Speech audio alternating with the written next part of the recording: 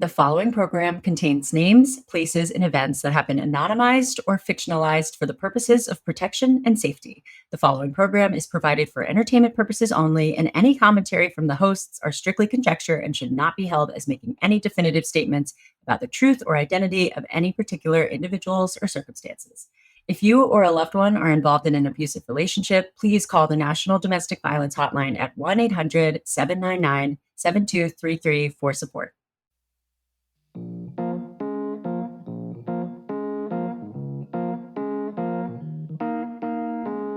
Good morning, sleuthies, and good morning, armchair sleuth, beautiful Hannah.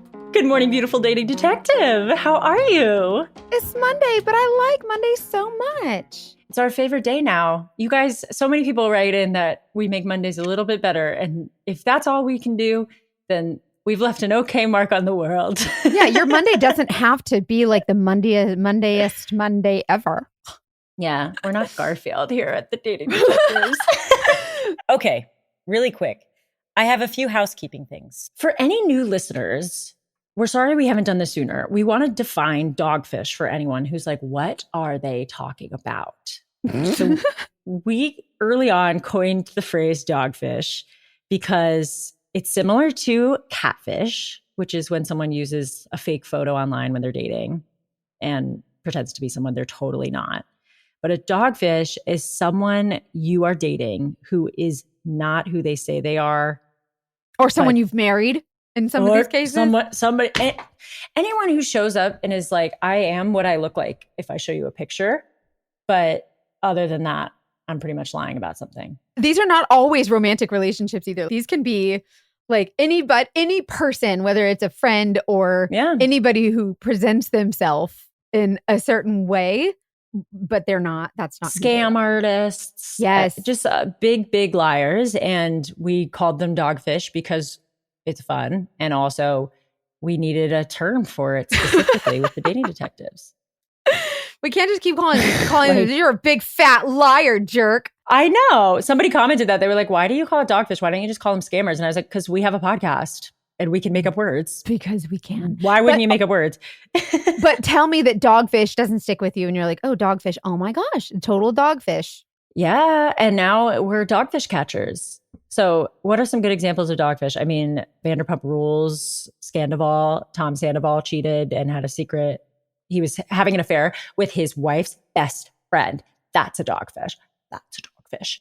Yeah. And they're not only like cheaters. Yeah, sure. But this is based on lies. The lies about anything, about their life, how much money they make, if they have a family, if they don't, if they have kids. What's the one where somebody said the guy that was lying and he was like, I only have 3 kids, but really had like 5 kids or something. Right. Oh my gosh. Also, there were we've had definite people that were like, I am currently on a CIA operation walking through a war. Agent Cody Banks.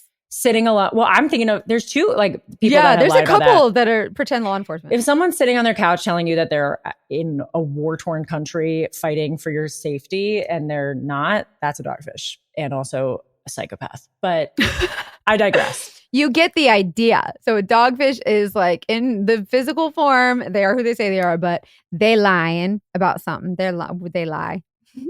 They lie like a dog. Also, you guys, we've gotten a couple emails asking for the links to the advertisers that add on the show. If you hear us talking about something that you're interested in looking into, look at the show notes. It'll have all the links and all the promo codes for the companies that we partner with on the show. So that's really easily accessible to you on your listening platform. Just go to the show notes. Everything's there. I think you're going to like this episode, but I have to tell you that it is a 2-parter. I'm sorry, don't hate us, but if you need your fix in between the episodes, join the Patreon. It's $5 a month and we do extra bonus episodes and fun stuff there. So, but this is a 2-parter. It's a doozy. It's a doozy. Somebody reached out also, I think Renee, I want to double check, but she was like, can I join Patreon in the UK? And I was like, hell yeah. Yeah, it's Renee. Shout out to Renee. And she joined. So no matter where you are in the world. Hi, Renee in the UK. That's so Renee exciting. in the UK. I wonder how many of our Patreoners are in other countries, I wonder. We should post that. That would be cool. Like, I want to know where everybody's from. Yeah. This story takes us down to the farm. Cowboy Lane. Down to the farm is pretty accurate. Yeah. So 2-parter. We were on the call with this guest for a very long time because there's a lot to it. Oh my God, there's And so much, you guys. It's a lot. We learned a lot about farming, first of all, but also just as always, there's always a lot of takeaways. So two-parter, this probably won't come up in the first one, but we do want you to know that there's definitely some depression and suicide related topics, as well as abuse, sexual abuse, and miscarriage related trauma. So just protect yourselves and your hearts and just be aware. But we're here with you through the whole thing. And she is awesome and funny and a great storyteller. Yeah, you'll really love her. I was so proud of her for sharing her whole story and just being able to tell all of it and just with such grace, and it's amazing. I can't wait for you guys to meet her. Should we go ahead and introduce her to our audience?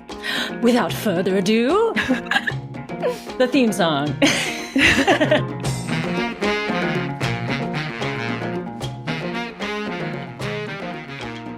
Welcome, Harper. Okay, Harper, take us away. Tell us all the things. Oh my goodness. Okay.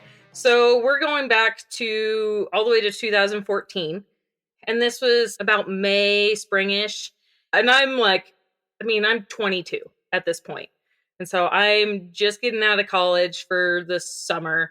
I was just a baby and Of course. had no real life dating experience coming from this little tiny town. And so I've got a couple different jobs. So I'm working at a dude ranch, giving people horse rides and running cows, doing the whole thing. And then I'm also waitressing. And I ended up signing up for Farmers Only because I was bored out of my freaking mind. Have you guys heard of that? Farmers Only is literally a dating site for so it's a dating site for people with agricultural backgrounds. And this is, of course, before Tinder or anything else is out there. And so I signed up for it going, okay, at least I can talk to somebody who's got similar interests to me. I never actually knew anyone who went on Farmers Only. I know, you're definitely our first case of a Farmers Only episode. Yeah. I feel like it's become like a meme, but I'm excited to hear about your experience actually. I am too. Like, I want to know idea. Yeah, sure. I mean, it was pretty basic, just different ag profiles, and you're talking to people all across the country, just different ranchers, like people who are out on a few thousands of acres of cattle ground out in the middle of Colorado. Wow. And so it really appealed to me because my family's always run cows, and we have, about 600-700 acres of hay we do a year. And I mean, I'm too busy at this point to socialize, right? Are there people that go on who are not in the agriculture world that just like want to? Oh, absolutely. I've seen buckle bunnies on there. Okay, so cowboy chasers. I was about to call them a cowboy chasers. So buckle bunnies. Oh my gosh. So these are women who are not agricultural related, but they want to marry a farm boy. Buckle bunnies. So these are buckle bunnies, and buckle bunnies will chase around the rodeo guys at rodeos who have won buckles. Oh, okay. And so if you are wearing a buckle and you've won something, they're going after you. There's something, it's got to be the masculinity or whatever it is. Oh, yeah, no, I see it. The pants, I don't know. Save a horse, ride a cowboy. Yeah, right. So you're on Farmers Only. Yep, so I'm on Farmers Only. This is the landscape. No pun intended. Yeah. On Farmers Only, working a ton. I mean, I'm like looking at different things while I'm sitting on a horse, riding behind people. I love this story. Swiping I'm back here like, oh, yep, you guys are on. We're good. I can sit here and swipe. And just for some context, like I said, I'm kind of a small town girl and don't have a ton of dating history. So that's what I'm going into this Farmers Only experience with. I mean, I had a boyfriend in high school and then the beginning of college. And so we dated for 4 years. So that was my first ever boyfriend. Wasn't the greatest. There was definitely some manipulation into it. And then I would date somebody here and there for like a month or two, but just not really serious in college. And so I was looking for something a little bit more serious, or at least who's on the same level as I was. Looking for, like I said, kind of a ranch guy, because at university, I'm not going to find that. So this is where I met Ryan. And basically, he just started messaging me. I don't even know if I looked at his profile, just started messaging him. And he's a few hours away. He is in Colorado and I'm in New Mexico. And so started talking and kind of hit it off. And so all of a sudden I threw out that I was making chicken and dumplings that night. And he's like, oh, well, I'll come down and eat dinner with you. Just randomly out of the blue. And he drives down to meet me. Okay. Nope. Come on out. Come on for supper, fella. How far? I mean, this is like 4.5 hours. He gonna drive 4.5 hours all willy-nilly to come have some chicken and dumplings? Yep, pretty much. I mean, Okay. chicken and dumplings that is really right. good. And yeah, But- I happen to have the time. I'm like, shit, I'm going to cook. All right, this is what I'm making for dinner. And did you say how long you'd been messaging? We'd maybe been messaging like 2 weeks. Okay, so it wasn't like the next day. It was No, like- it wasn't the next day, but it still wasn't very long time at all. We met pretty immediately off the bat. They say if he wanted to, he would, ladies. And he did. He said chicken and dumplings. He's like, oh man, I'll come join you for dinner. I've got the weekend off. And so he ends up coming down and staying at my place. We end up, oh gosh, I think I even got him on a horse the next day, moving cows, because I had to move cows across fields. well, if he's gonna eat, he got to work for it. Right. Wait, I gotta hear about. So this is like, was it awkward at all meeting him? What was it like to meet him and have him stay for your first Yeah. date? Okay, yeah, that one. Definitely did not think anything safety wise. Like We've all been there, girl. Don't worry. I mean, worry, everyone. Don't all do the that. red flags. but- Don't invite him over to your house, especially when you're alone without like telling anyone. But it's fine. It's fine. It's fine. You're here. I mean, it was a little awkward at first, but we kind of just hit it off. And I mean, he seems like the freaking perfect dream guy. He runs cows. And how old was he? So he is actually 8.5 years older than me. okay. Good to know. You're in your early 20s. He's about 30-ish. Yeah. So he's right Okay, at that track. when I'm 22 and he's 8.5 years older. Okay. So there's definitely an age gap, which I didn't really see as a problem because anybody my age, I was not playing their game. Sure. That makes sense. They say a lot of times the maturity of a 30-year-old man is the same as like an early 20-year-old woman. Yeah. So that tracks exactly. I started raising club lambs, which are show lambs, at age 9 and actually making a profit on them. And so now in my 20s, I've paid for all my college out of pocket and have no student loans. Wow. And like, Good for you. You're a badass. Yeah, quite a bit. and so I was doing everything on my own and able to make ends meet that way. And he kind of seemed like he fit alongside with what I'm doing. I mean, he says he's raising bucking bulls. He's got 50 head of cows. And these are the bulls that you see in the rodeo. So these are the ones that the Yeah. cowboys are sitting on that are trying to buck them off. So he's kind of a badass. Yeah. And so any of your movies that you see all the bucking bulls in, so he's got 50 head of mama cows.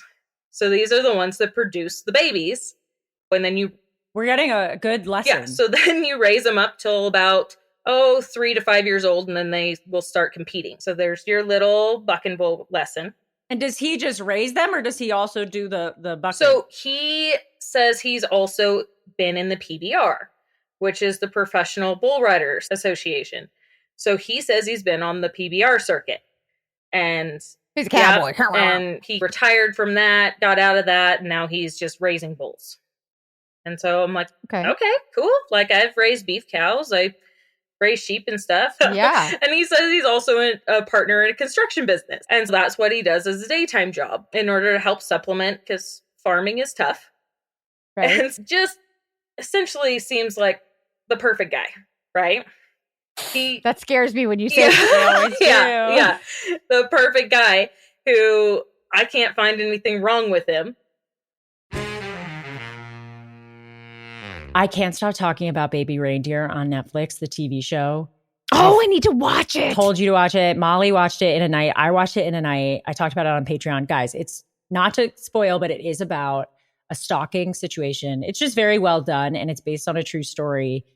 We could talk about it for hours. It made me think about Delete Me, which, spoiler alert, this is a brief ad for Delete Me, but we've been talking about Delete Me for months now. And Delete Me is this great service that helps you protect yourself by showing you what information is out there online about you. and then you have an easier way to get rid of it. And I think this is really great for people who are worried about stalkers. If you or someone you know have been the victim of like identity theft, or if you've been harassed or scammed or just annoyed by like spam or robocalls, whatever, our privacy matters, right? So our personal information is everywhere on the internet. We're easy targets, but we can protect ourselves and get peace of mind with Delete Me, because what they do is Delete Me finds and removes any personal information you don't want online and makes sure that it stays off. So like the data brokers and everything that purchase all your information and make it available to everyone else who wants it, it kind of eliminates that stuff for you.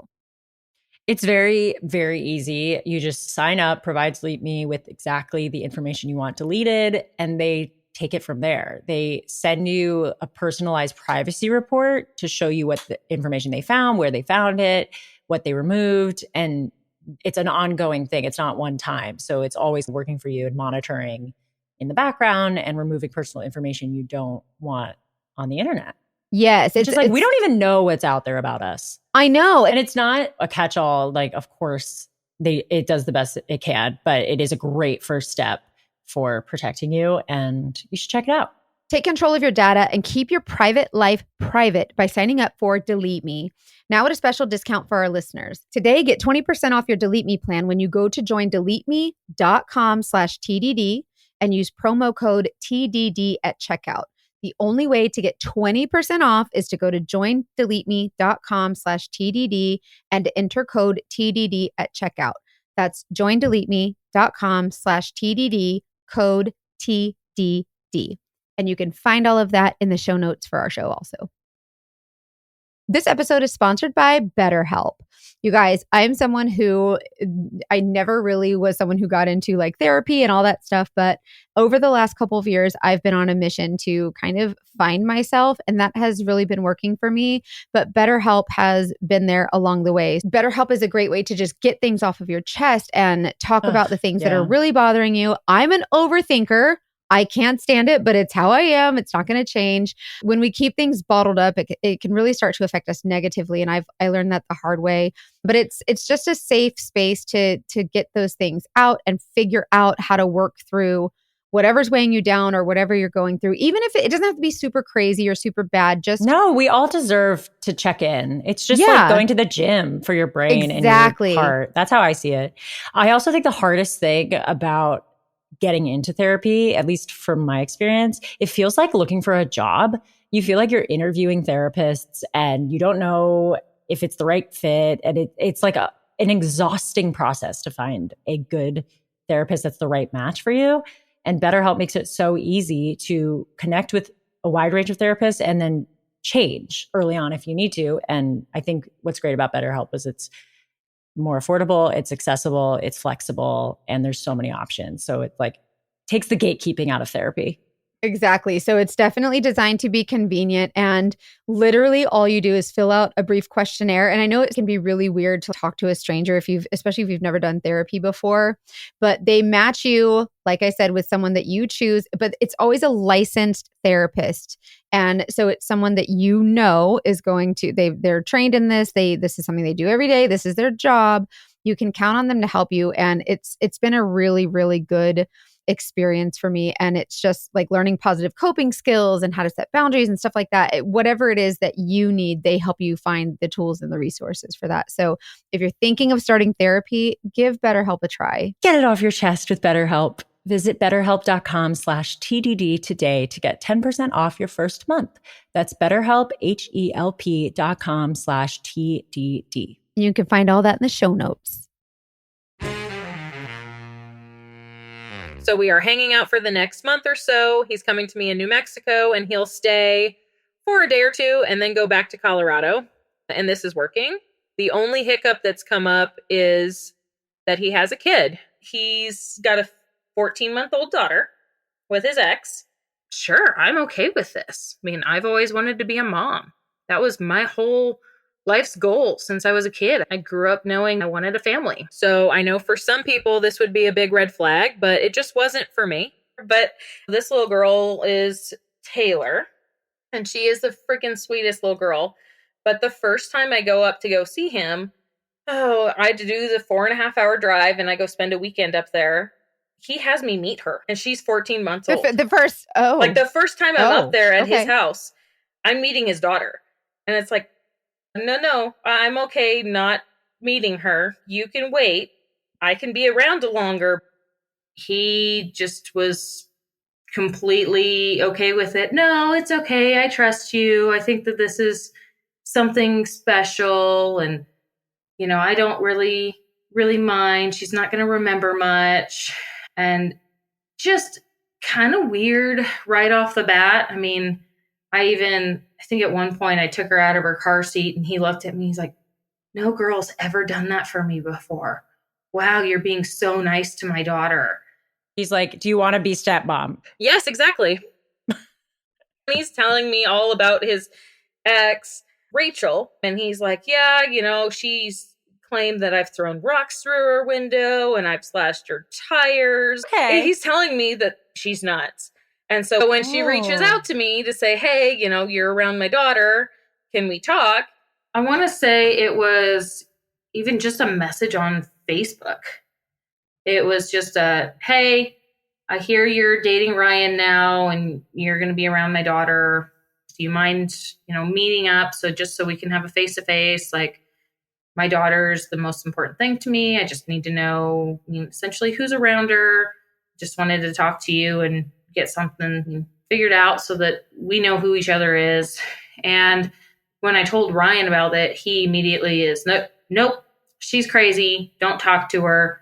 Here, in fact, I want you to say, do not talk to me again. Have no contact, because there was a current custody battle going on between them.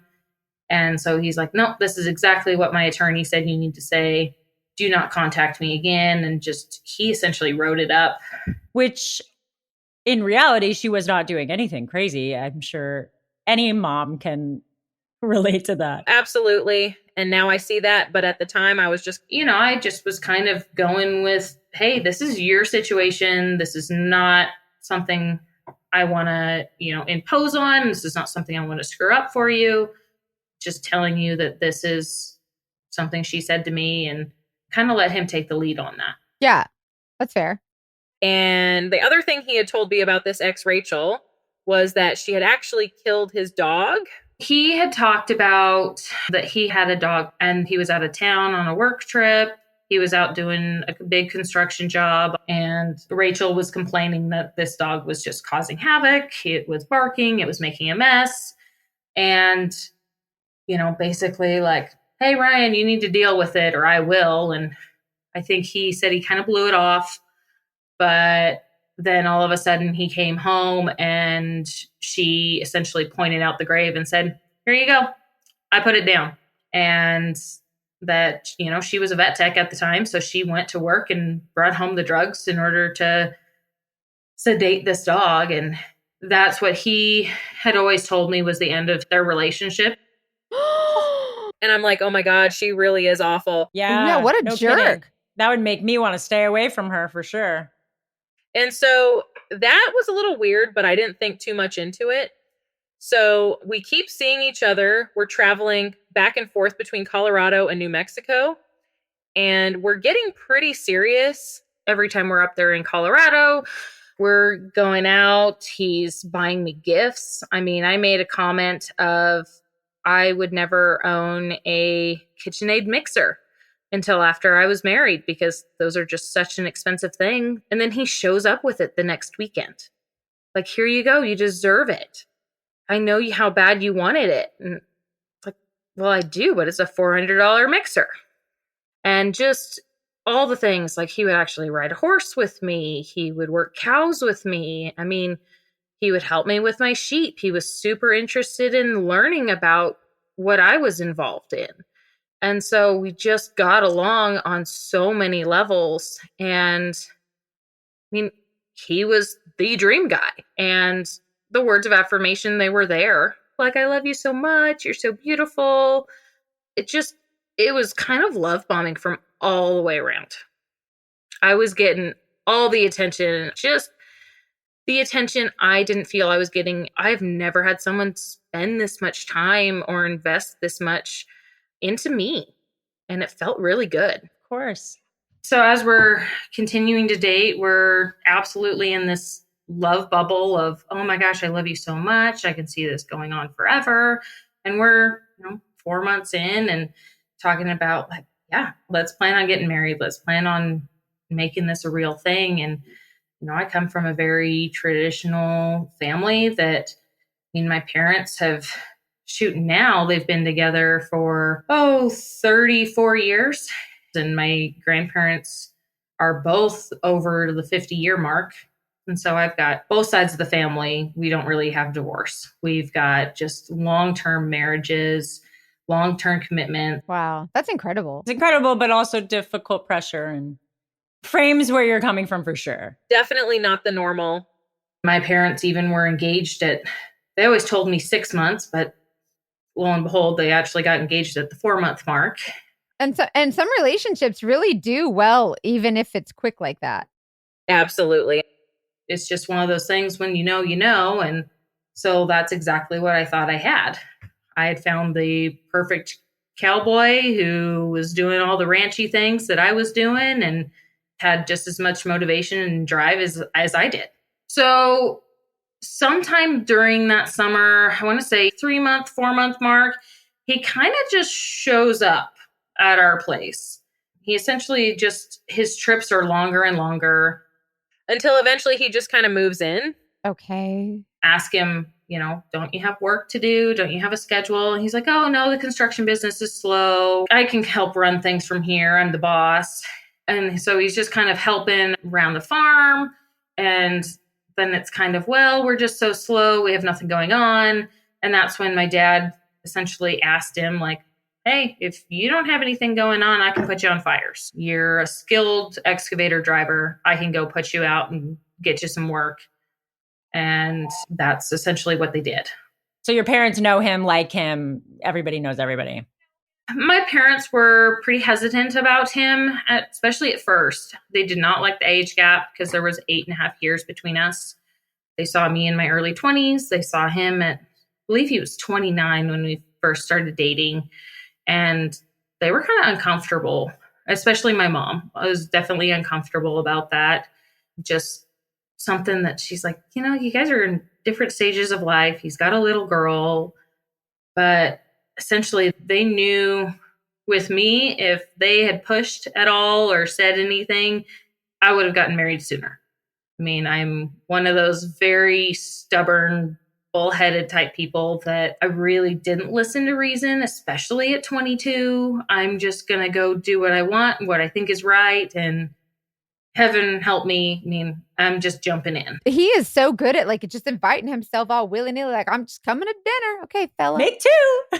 When he just kind of showed up, I felt a little taken back because he just, we had an extra camp trailer. And so my parents were like, yeah, no, you're not staying in the house. Go sleep out in the camp trailer.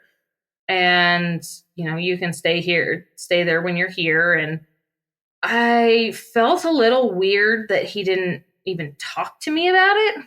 Didn't even have a conversation. He just all of a sudden was here all the time, and his clothes and stuff were here, and he's doing laundry and taking showers here. And it's just like, oh, okay, this is where we're going now. I mean, I get that this is where we want to move forward, but I had always thought that there was more communication in a relationship. And so it did take me back as strange, but I also didn't question it much or didn't bring up anything at the time because it's also the direction where I was hoping we were going to be going anyway.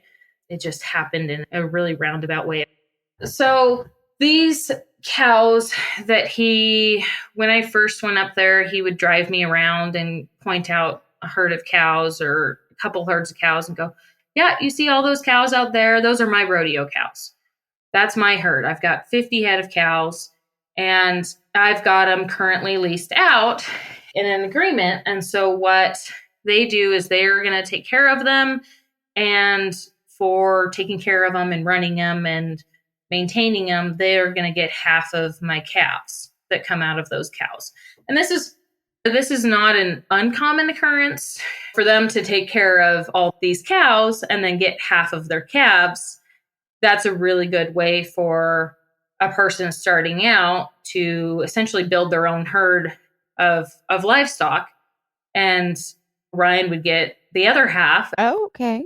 Yeah. So after that, we would just go back to Colorado to do visits with his daughter, Taylor. So one of the times that I was up there in Colorado, we actually stop in and we look at engagement rings. And he had just gotten a pretty big bonus, essentially, from working for my dad, helping out during the summer, doing some firefighting contracts. We work with wildland firefighters with our heavy equipment. And so he had been working that, and that's good, decent little payday. And so he had enough to essentially put down on a ring and was looking at rings. And, I'm a very pretty basic girl. And like, I'd be happy with a simple band. And he's looking at something that was originally marked like $6,500, just this big old stone, big old fancy band. And I think it was marked almost half off. It was a band that they discontinued. And so just said, okay, yep, no, that's fine. And he ended up buying the ring and then went on with, okay, now we got to figure out a way to ask your parents and get them to be okay with it. Because I don't want to ask you without your parents being okay with it first. So he wanted me to essentially preemptively ask them and feel out the waters. And so Ryan's basically like, hey, why don't you go talk to your parents and go see what they would even think about us getting engaged, and go have a conversation with them. And it was, I find it super comical now because I went up to their office and just went and it's like, hey, what would you think? And they're like, well, if this is really the person you love and this is something that you see yourself happy in, by all means, we're going to support you 100%.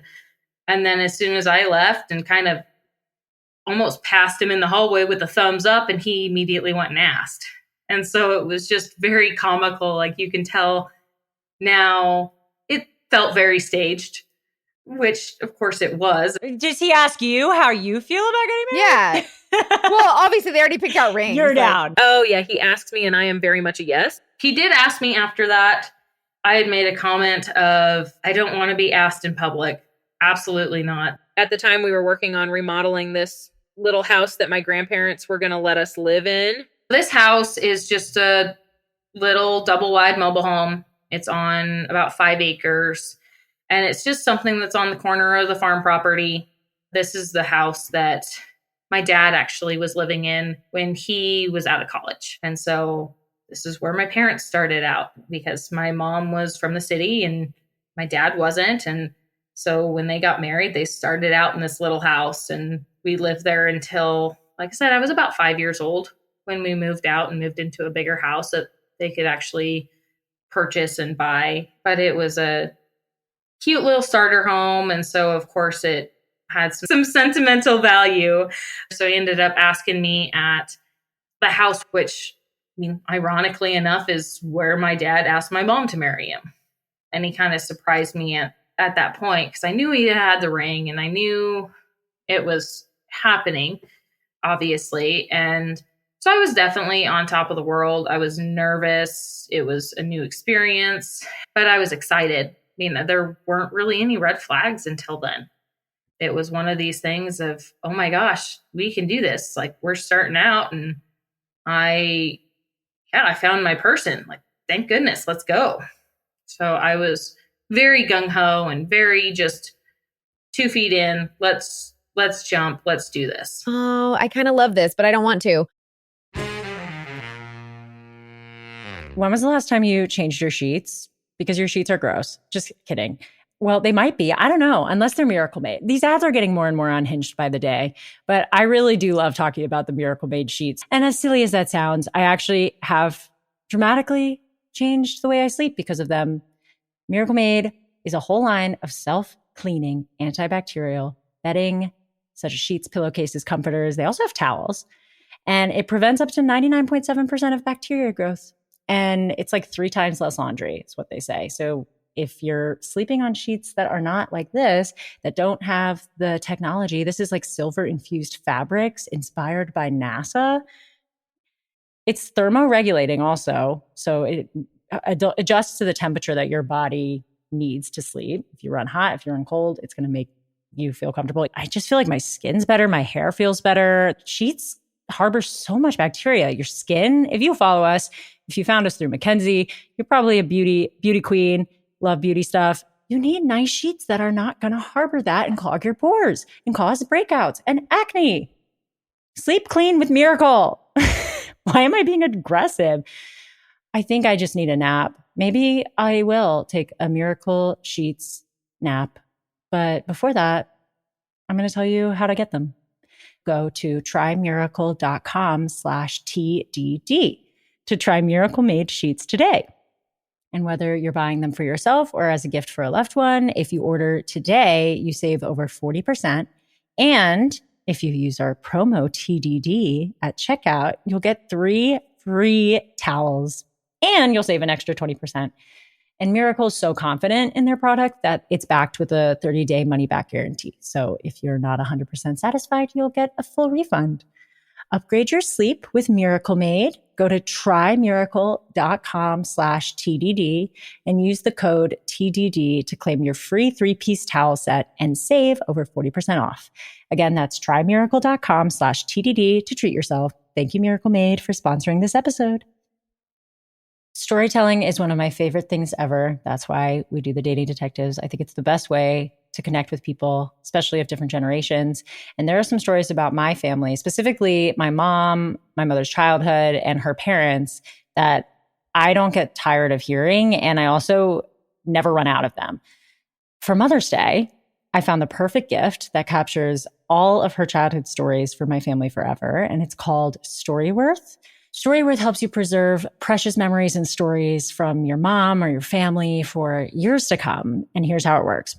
Every week, Storyworth emails your loved one, whoever you want to do it with, a thought-provoking question that you get to help pick. So I set it up for my papa, my grandpa, my mom's dad. He's my only living grandparent.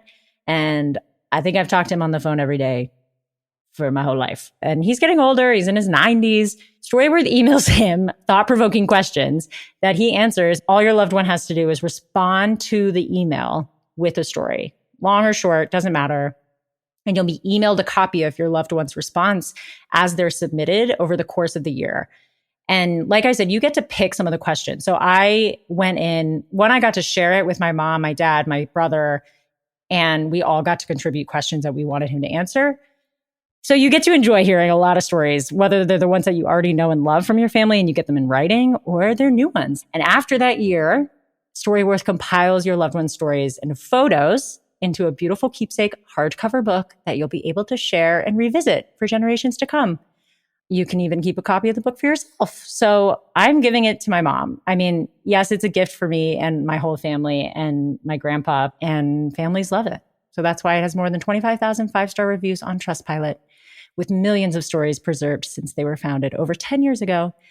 And I just can't wait to the end of the year, and I'll keep you updated with any crazy stories I hear. But you can get in on it too. Give all the moms in your life a unique, heartfelt gift you'll all cherish for years. Storyworth. Right now, save $10 on your first purchase when you go to storyworth.com/detectives.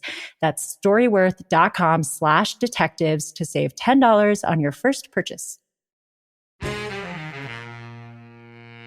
But this is where things start to get a little odd. I start to see some red flags. He ends up getting a job at the ranch next door, and it's good money. They give bonuses, which a lot of ranch jobs don't. So he's making some money now. And then he goes, hey, found some Longhorns. Why don't we buy these? It's like, well, okay, if this is, what you want to.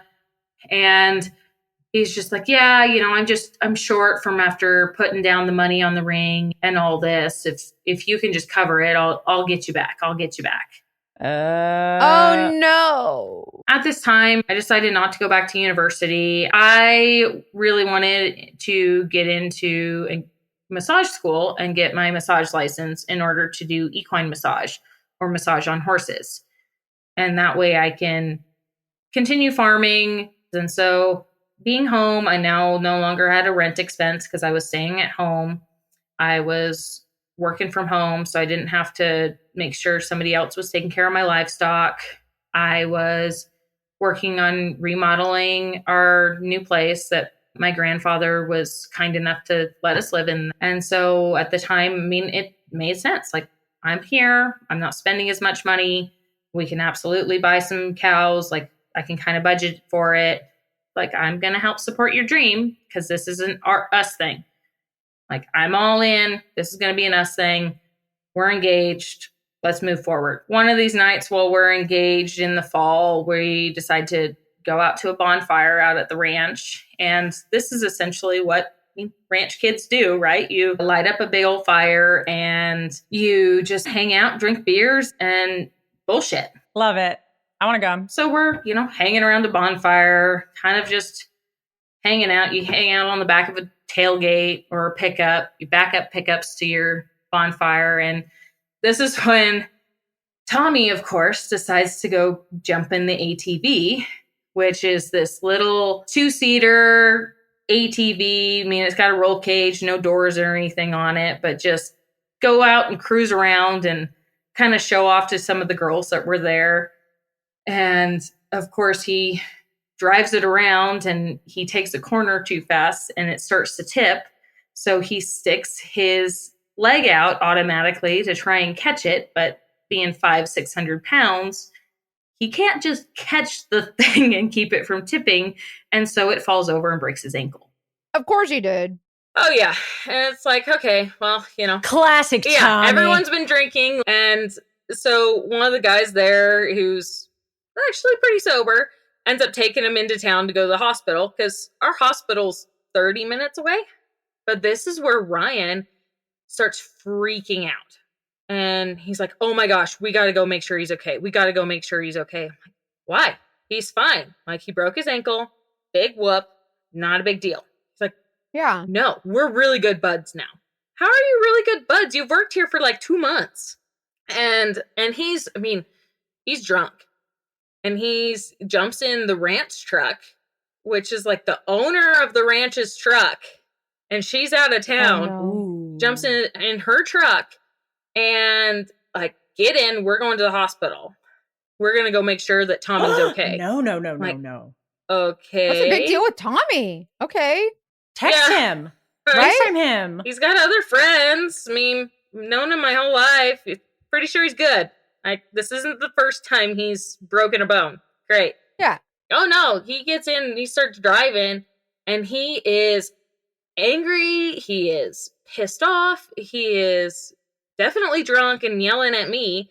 And I go, hey, why don't you just drop me off on the side of the road? Like, just have someone, like one of my parents pick me up. Not a big deal. He's like, oh no, if you get out of this vehicle right now, we're done. We're not getting married. We're done. End of story. Okay, fella. Okay. I mean, I know you're upset. That would be so scary. Not a big deal, but calm the hell down also. Yeah, calm the hell down. Let me out.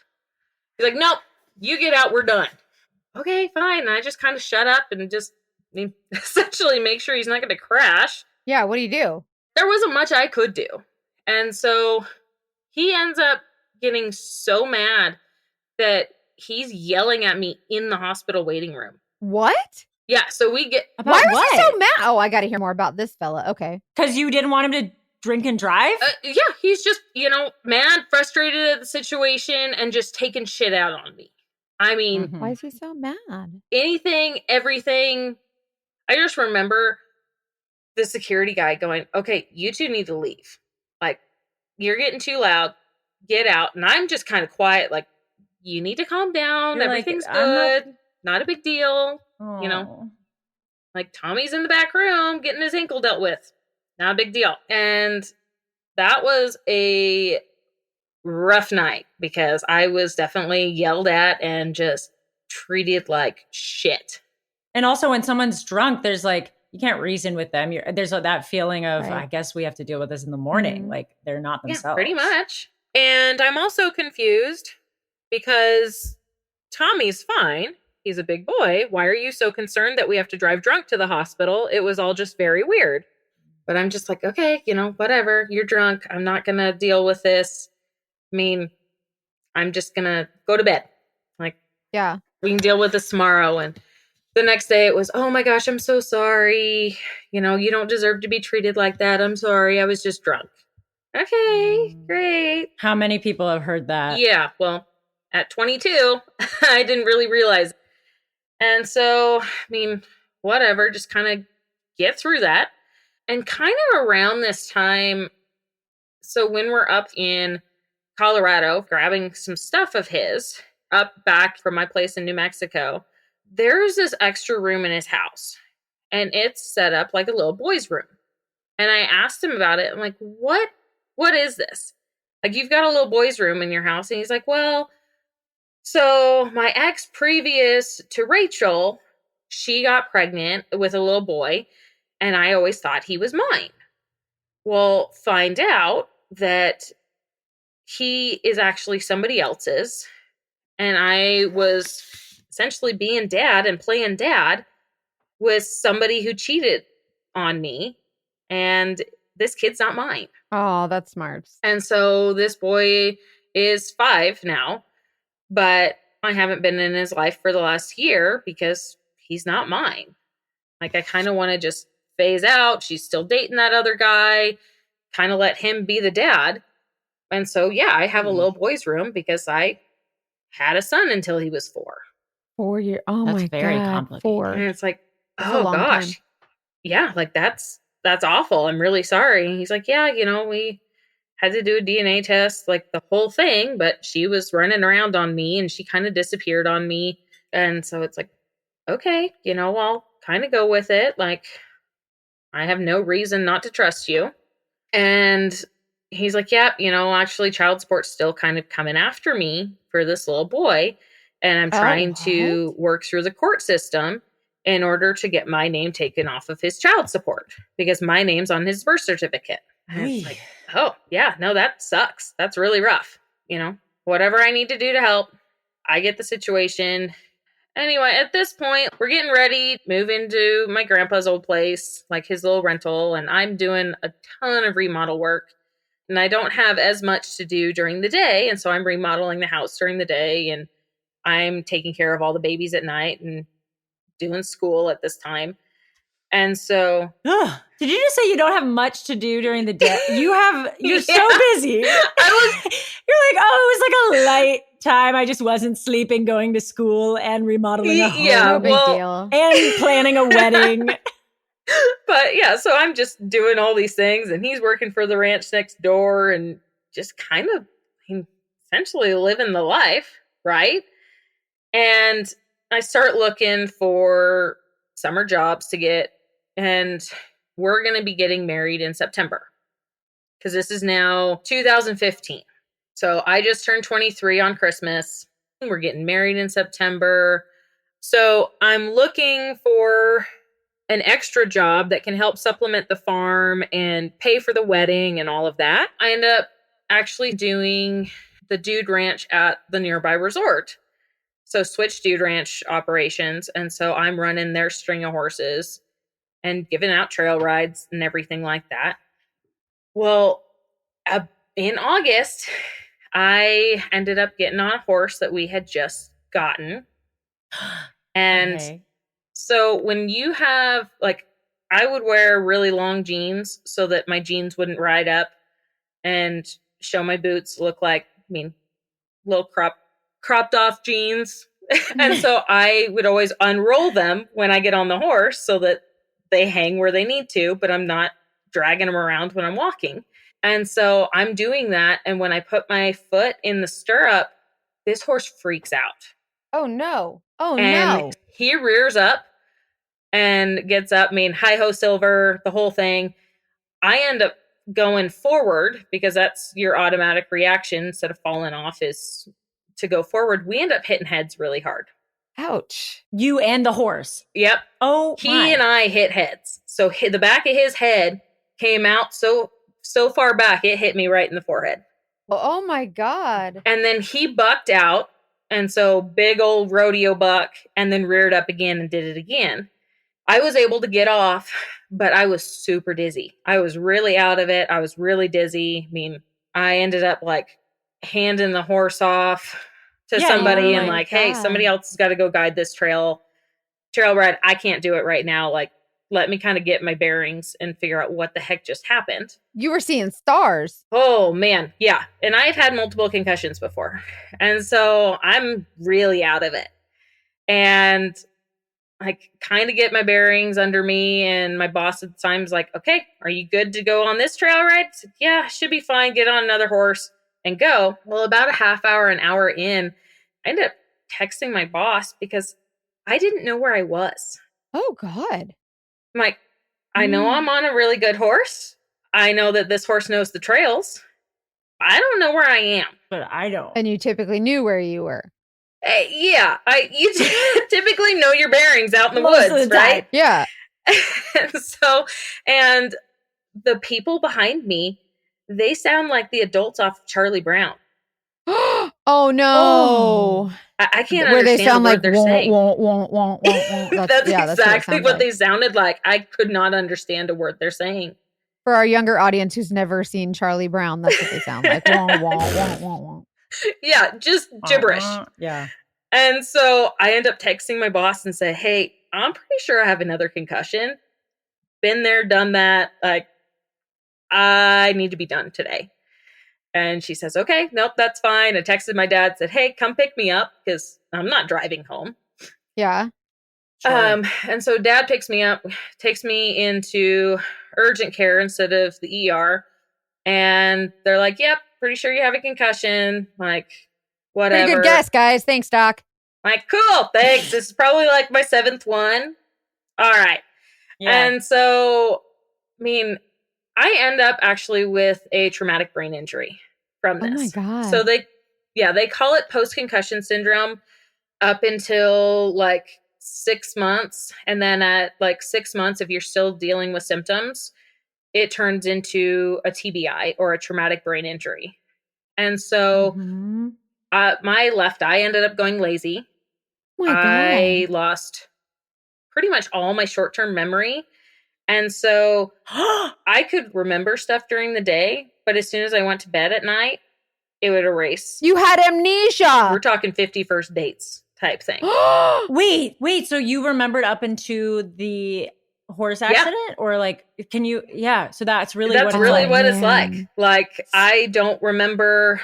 So this is in August. Remember, we're getting married in September. Yeah. Oh my God. Yes. Do you know who he is?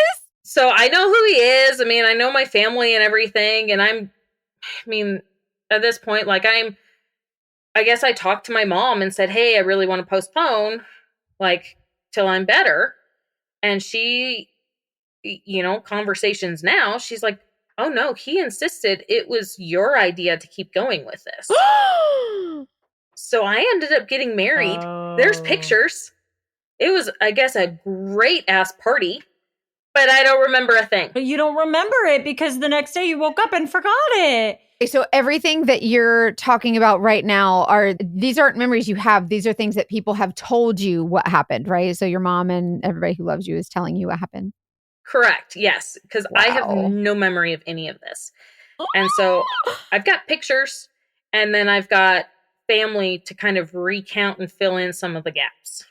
Right? So you don't even remember your wedding. Oh my God. No, I don't remember getting married. Oh God. So every day you woke up and you didn't remember.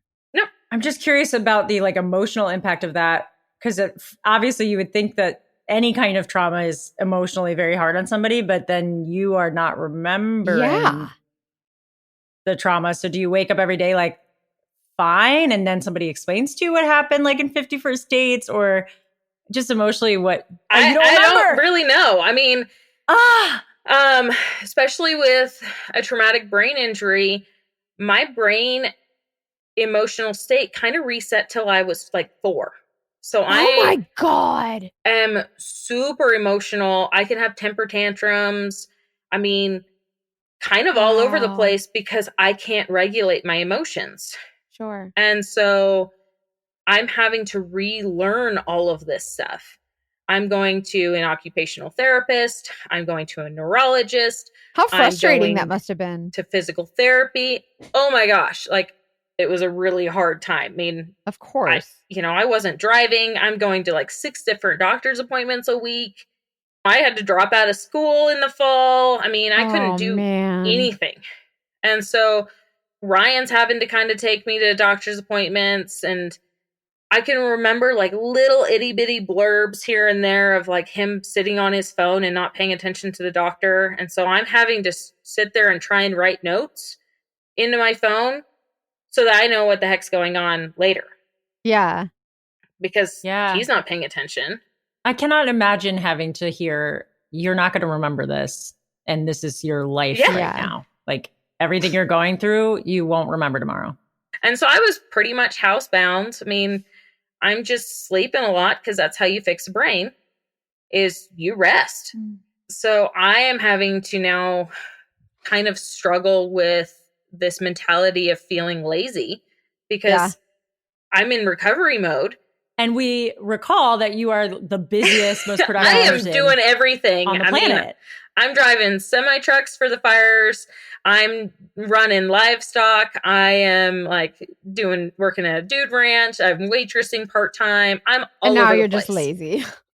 And now I'm just laying in bed watching movies when I don't have God. doctor's appointments. And taking care of a now 2-year-old part of the time, Ryan's daughter, Taylor, because at this time, Rachel actually moves down to where we're at because her family only lives a half hour away in New Mexico. Oh, wow. So she ends up moving down, and we end up getting a week on, week off with Taylor. Which actually sounds like a nice thing for her to do. Oh, it was fantastic. Even though she's been the devil in the story. It's like... Right, yeah. She ended up deciding she didn't want to be up there anymore and come closer to her family. And so she ends up getting a job in town, and we're able to do week on, week off. Well, now I'm a freaking stay-at-home mom with a 2-year-old while recovering from a brain injury. Oh my God. I can't even imagine. I mean, I don't remember. Do you remember the her? one little like tidbit of like Thanksgiving that year is that I remember the ceiling fan being so loud, or the air conditioning unit being so loud. I could not get my brain to stop focusing on that. Wow, really? Because my brain could not filter out white noise. So it would constantly listen to everything. And I think I was there for maybe a half hour, but that's just the one thing I happen to remember from Thanksgiving. So 2015, I get hurt in August, and I'm now starting to pick up a couple little memory pieces here and there in November. Yeah. So I hit my head in August, and essentially 6 months later, I finally wake up from this haze of my brain injury, and I am in a living nightmare. For the last 6 months, my now husband has been acting to my friends and family like he's taking care of me and taking me to doctor's appointments and handling all the finances. And on the outside, it looked like he was really my savior. What was really going on behind closed doors was not that. But because of my brain injury, I didn't know what was going on, and I couldn't stop him.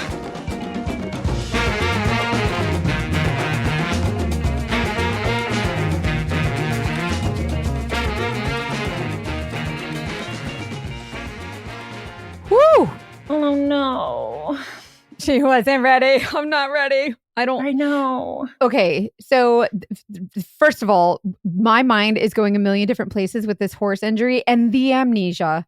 I'm just terrified. Like amnesia, I've seen too many movies about people having amnesia, and then it's just, oh, this cannot be good. Yeah, it just puts another layer of vulnerability on this relationship that I am nervous about, and I'm telling myself that she's okay because we're talking to her now, and she is doing better, and I have to keep reminding myself that as we go through this story because but what sucks is that there's so much more, you guys. There's a whole nother part to this that is just insane. But can we talk about wild. Dogfish debrief? Yes. Okay. Dogfish debrief. The Dogfish debrief, to remind everyone, is our new segment that we are formally initiating to go through what we learned from a story at the end of every episode and kind of debriefing our thoughts. We are compartmentalizing. We are waffle braining, like putting all of these thoughts in different sections of the waffle. Yes. let's talk about the borrowing money. Like this person at this point is her fiance. So they're excited, like they're in this relationship, although they moved a little bit quickly, but they're like, now they're fiancés, right? They're in this together. Yeah. And so he says, can I borrow money for this investment that's ultimately going to benefit them both? Right. But what do you do? Like, would red flags go up for you? And also thinking about how he bought the ring, quote unquote, but she's paying on it. Yes. Well, you're married. I'm curious, like, how you would have navigated that it's hard to say, because I think it's easy to be like, put up your red flags, like, just don't do that. But then when you're in a relationship with someone and you love them and want to marry them, you trust them with your life.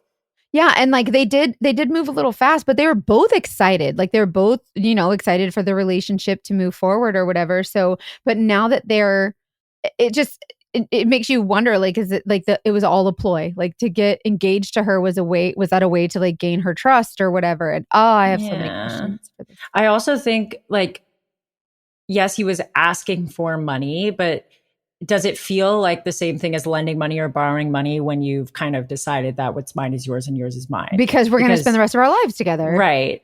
Like right now, if my boyfriend was like, can I borrow some money? I'd be like, hold on. No, dog. But if we were getting married, it would be different. We'd be doing things together. So that's a tough one. I want to hear people's experiences. But you mentioned they also moved pretty quickly, which is not always a red flag. But in this case, like him moving down there and kind of not communicating, he doesn't communicate well, which is always a bad thing for me. But yeah, but I do think that would be a great question to pose on the social media. Is if someone wants to borrow money, but you're engaged to be married, is that less of a red flag than if you are in a not engaged relationship? Or how do you handle it? Yeah, like what would you do? Do you just like do it together? I think in this case, it was for an investment that's supposed to benefit them both. So it's like he's not really borrowing money because it's really just to help them. But I don't know. That's tough. Well, I think it was a lot more common than it is now to give the finances to one person and just kind of be like, you make sure it's fine. And I think maybe we just have to be more independent, even when we're working together. We just have to be more vigilant around our money, to be honest with you. But that's not to blame her, because she was also 22 years old. Oh, yeah, that's a good point. When you're 22 and you're dating someone who's older, like in their 30s, this obviously nothing applies to every relationship, but that's kind of a red flag, right? Major, because that age gap specifically is different than if you're in your 30s or 40s and there's an 8-year age gap. Because at 22, she was still in college and he was 30? So yeah, that's still really young. Different stage. I'm not like, I cannot imagine dating somebody who's 24 and I am 29, and because I feel like I was miles behind where I am now. Nothing against 24-year-olds. It's just like that, it doubles the age gap emotionally in my mind. And yes. Why does he want to date a 22-year-old? She's never, she was mature. Remember, she said she'd been working since she was young, but still, there's something weird about it. It's just, I don't know if I can say weird, but it's definitely like, it's something it's just interesting. Like that she's 22. And so he doesn't know how mature she is when he meets her. Like she can say that she is, but he doesn't know that. So what attracts him to her being so yeah, like what he's like, oh, 22 sounds great. I'm 30 something. Like what, you know what I mean? It's just, why does that sound appealing to you? Like it just, I don't know, but there's tons of relationships where people are definitely going to be like, ages. That worked fine for us. Yeah. But I think it's not a deal breaker, but it is worth raising an eyebrow. Yes, it's a red flag. Yeah, it's a red flag. But yeah, those are some good things to note. Part 2 is going to be really interesting. It's going to be super crazy. Like Hannah said, it's going to get wilder. Like and then, oh my gosh, just, I can't spoil anything. Just freaking listen to the next episode. You're going to die. Yeah. Also, if you have a positive experience with Farmers Only, since this is currently our only Dating Detectives representation for Farmers Only, please let us know. The Farmers Only, you guys, I'm from a small town in Florida, and I wonder how many people are in itty bitty Plant City and they're like, oh, I do Farmers Only. Like we have a lot of like strawberry fields and like a bunch of farms. Like I'm so curious if I need to hear Farmers Only stories from now on. Like I need to hear all of them.